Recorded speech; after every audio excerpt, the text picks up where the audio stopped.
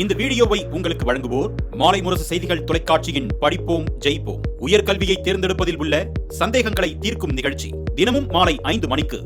வணக்கம். மாலை முரசு செய்திகளை விரிவாக பார்ப்பதற்கு முன் தலைப்புச் செய்திகளை பார்க்கலாம்.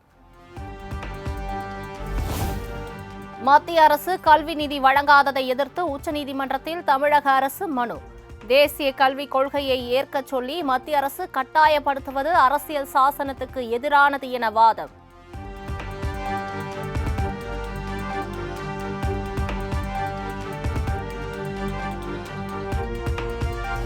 இரட்டை இலை தொடர்பான வழக்கு டெல்லி தேர்தல் ஆணையத்தில் நாளை விசாரணை. நத்தம் விஸ்வநாதன், திண்டுக்கல் சீனிவாசன் உள்ளிட்ட அதிமுக மூத்த தலைவர்கள் டெல்லி பயணம்.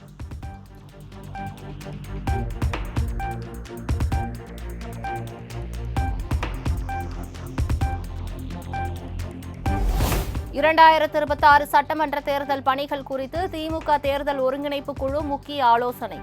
அண்ணா அறிவாலயத்தில் நடைபெற்ற கூட்டத்தில் துணை முதலமைச்சர் உதயநிதி ஸ்டாலின், அமைச்சர்கள் KN நேரு, ஏவாவேலு உள்ளிட்டோர் ஆலோசனை.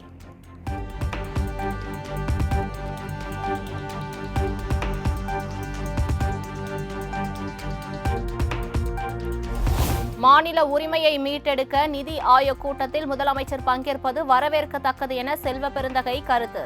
தமிழகத்தில் இந்தியா கூட்டணி வலுவாக உள்ளதாகவும் விளக்கம். முதலமைச்சர் நிதி ஆயோக் கூட்டத்தில் கலந்துக்கிறாங்க. அந்த அடிப்படையில் தான் தன்னுடைய தமிழ்நாட்டு உரிமையை மீட்டெடுக்க தமிழ்நாட்டு மக்களுடைய குரலாக தமிழ்நாடு முதலமைச்சர் இந்த நிதி ஆயோக் கூட்டத்தில் கலந்து கொள்ளுகிறார். அதை காங்கிரஸ் பேரியக்கம் வரவேற்கிறது, பாராட்டுகிறது.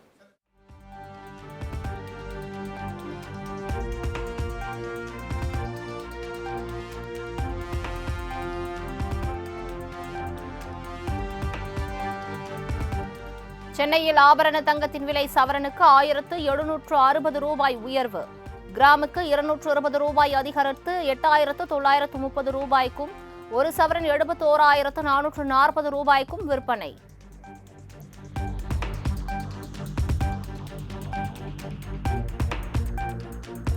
சென்னை கடற்கரை தாம்பரம் மின்சார ரயிலின் 6வது பெட்டியிலிருந்து திடீரென வெளியேறிய கரும்புகை. 30 நிமிடங்களுக்கு மேலாக ரயில் சேவை நிறுத்தப்பட்டதால் பயணிகள் அவதி.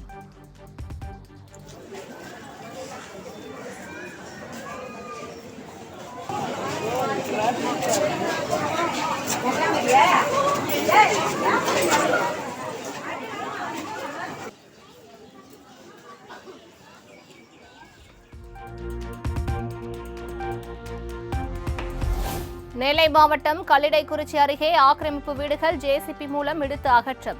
முன்னெச்சரிக்கையாக அம்பாசமுத்திரம் DSP தலைமையில் ஏராளமான போலீசார் குவிப்பு.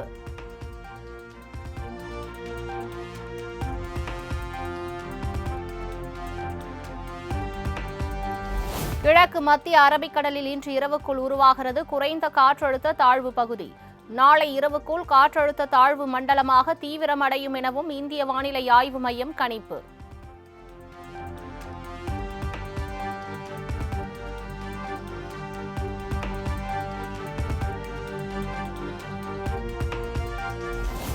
காவிரி நீர்பிடிப்பு பகுதிகளில் பெய்த தொடர் மழை எதிரொலி. ஒகேனக்கலுக்கான நீர்வரத்து 14,000 கன அடியாக அதிகரிப்பு.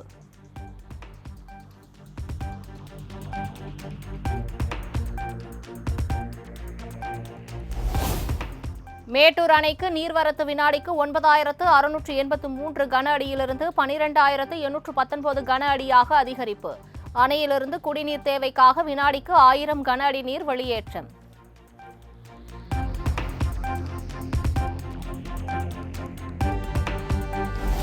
காவல்துறை மீது நம்பிக்கை இழந்துவிட்டதாக, அரக்கோணத்தில் திமுக நிர்வாகியால் ஏமாற்றப்பட்டதாக கூறப்படும் மாணவி கண்ணீர். துணிச்சலுடன் வெளியே வந்த தன்னை கோழையாக்கி விட்டார்கள் என்றும் உருக்கம். ஸ்டேட்மெண்ட் நான் வெளில சொல்லக்கூடாதுன்னு என்கிட்ட எழுதி வாங்கிட்டாங்க. அதில் எனக்கு உடன்பாடே இல்லை. இவங்க நான் மீடியாவுக்கு வந்து தைரியமாக பேசினேன். அப்போ தைரியமாக பேசின மாதிரி எனக்கு இப்போ நிலை அப்படி இல்லை.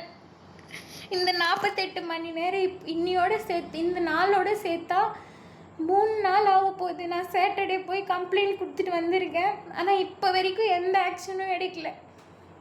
அவன் என்னை ஏமாற்றி தான் கல்யாணம் பண்ண. உண்மையாக அந்த ஒரு கொஷினே நீங்கள் வைக்கிறீங்க முன்னாடி. அவன் என்னை ஏமாற்றி இந்த மாதிரி இதெல்லாம் தப்பு பண்ணான், இந்த மாதிரி என்னை சொல்கிறான், நான் தைரியமாக வெளில வந்து சொன்னேன். அவனை விட்டுட்டு நான் சொல்கிற வழியே வந்து அந்த 20 பொண்ணு யார், பேர் சொல்லுங்கள், ஊர் சொல்லுங்கன்னு கேட்குறாங்க.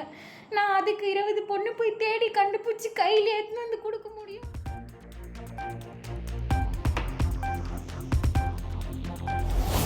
தாவேகா தலைவர் விஜய் கூட்டணி வைப்பதும் தனித்து போட்டியிடுவதும் அவரது விருப்பம். தேர்தலில் தனித்து களம் காண்பதே நல்லது என்றும் பாஜக மூத்த தலைவர் ஹெச் ராஜா கருத்து.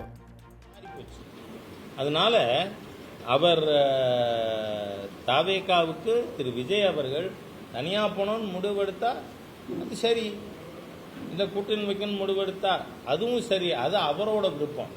அதுல நான் கருத்து சொல்றதுக்கு தயாரில்லை. சிவகங்கை மாவட்டம் திருப்பத்தூர் அருகே கல்குவாரியில் பாறைகள் சரிந்து 5 பேர் உயிரிழந்த விவகாரம். மேகா ப்ளூ மெட்டல் உரிமையாளர் மேகவர்மன் உள்ளிட்ட 3 பேர் மீது போலீசார் வழக்கு பதிவு.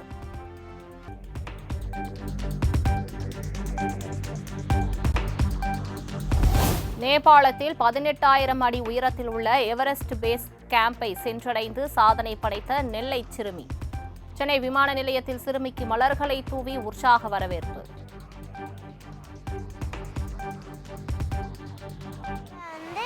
எவரெஸ்ட் பேஸ் கேம்ப் போயிட்டு வந்திருக்கேன். ஃபுல்லாக நானே நடந்து போயிட்டு வந்து அச்சீவ் பண்ணியிருக்கேன். மேலே போய் நம்ம தேசிய கொடியை காமிச்சிட்டு வந்துட்டேன். சக்ஸஸ்ஃபுல்லாக மேலே போய்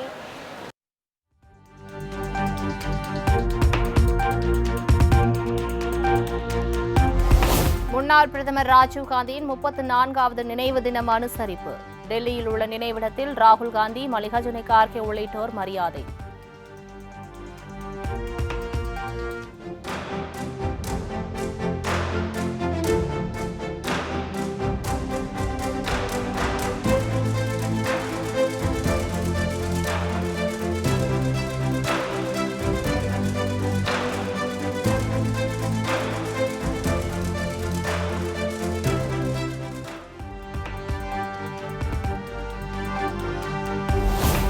சர்வதேச யோகா தின நிகழ்ச்சிகளில் பங்கேற்க உலக நாடுகளுக்கு பிரதமர் மோடி அழைப்பு. ஜெனீவாவில் நடைபெற்ற உலக சுகாதார சபையின் 78வது கூட்டத்தில் யோகாவின் முக்கியத்துவம் குறித்து காணொலியில் பேச்சு.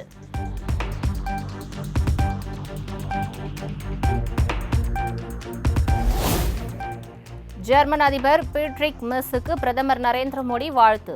இரு நாடுகளிடையிலான கூட்டாண்மை மற்றும் தீவிரவாதத்திற்கு எதிராக ஒன்றிணைந்து செயல்படுவோம் என பேசியதாகவும் பதிவு.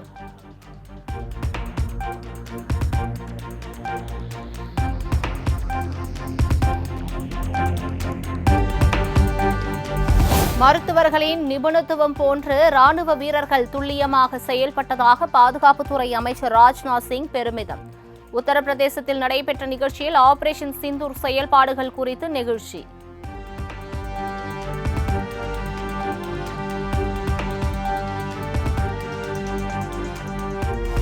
ஆபரேஷன் சிந்தூர் மற்றும் தீவிரவாதத்திற்கு எதிரான அனைத்து கட்சி உறுப்பினர்களின் வெளிநாட்டு பயணம் பயனுள்ளதாக இருக்கும்.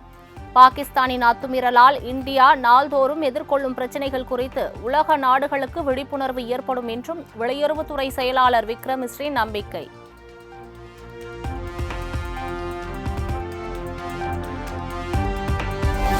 மத்திய பாஜக அரசு கொடுத்த வாக்குறுதிகளை நிறைவேற்ற தவறிவிட்டதாக மம்தா பானர்ஜி குற்றச்சாட்டு. மகாராஷ்டிரா, மத்திய பிரதேசத்தை தொடர்ந்து மேற்கு வங்க மாநிலமும் பாதிப்பை எதிர்கொண்டுள்ளதாகவும் விமர்சனம்.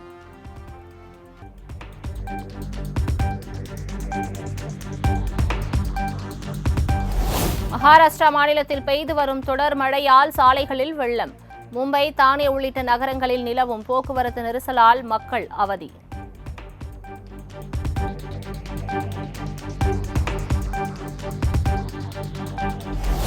ஜார்க்கண்ட் மாநிலம் பொகாரோ மாவட்டத்தில் கனமழையின் போது நீரில் மூழ்கியும் மின்னல் தாக்கியும் 7 பேர் உயிரிழப்பு.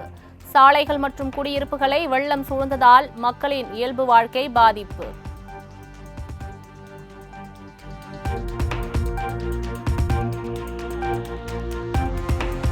விசா முடிந்த பிறகும் வெளியேறாவிட்டால் நாடு கடத்தப்படுவீர்கள் என இந்தியர்களுக்கு அமெரிக்கா எச்சரிக்கை. மீண்டும் அமெரிக்காவுக்கு வர நிரந்தர தடை விதிக்கப்படும் என்ற அதிபர் டிரம்பின் அதிரடி அறிவிப்பால் இந்தியர்கள் அதிர்ச்சி.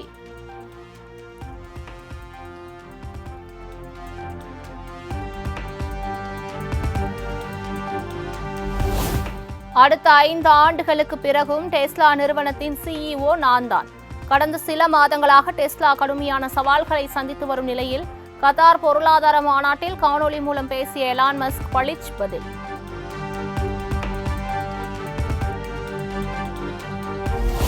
காசாவில் தங்கள் குழந்தைகளுக்கு தாய்ப்பால் கொடுக்க முடியாத அவல நிலைக்கு தள்ளப்பட்ட ஊட்டச்சத்து குறைபாடுள்ள தாய்மார்கள். உதவிகளை தடுத்து நிறுத்திய இஸ்ரேல் அரசின் கொடூர செயல்பாட்டால் சொந்த நாட்டிலேயே அகதிகளாகி போன மக்கள்.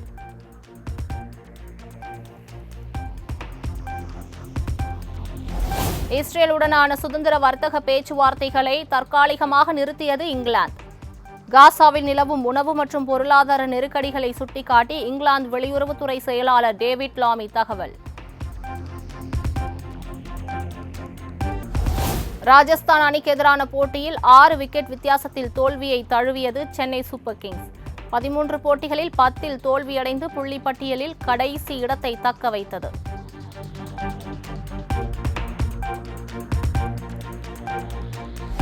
T20 போட்டிகளில் 350வது சிக்ஸரை பதிவு செய்தார் MS தோனி.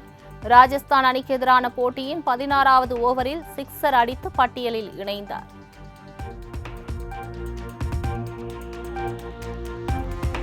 IPL தொடரில் பிளே ஆஃப் சுற்றுக்கு முன்னேறுமா மும்பை இந்தியன்ஸ்? டெல்லி அணியுடன் இன்று பல பரீட்சை. சீனாவில் 650 ஆண்டுகள் பழமையான கோபுரத்தின் கூரை இடிந்து விழுந்து விபத்து. சமூக வலைதளங்களில் வீடியோ வைரல்.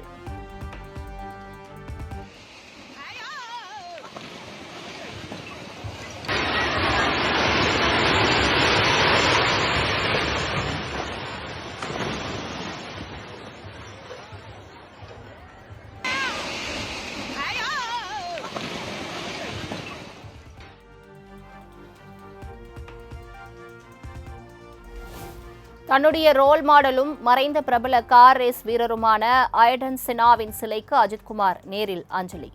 மண்டியிட்டு மரியாதை செலுத்திய வீடியோ வைரல்.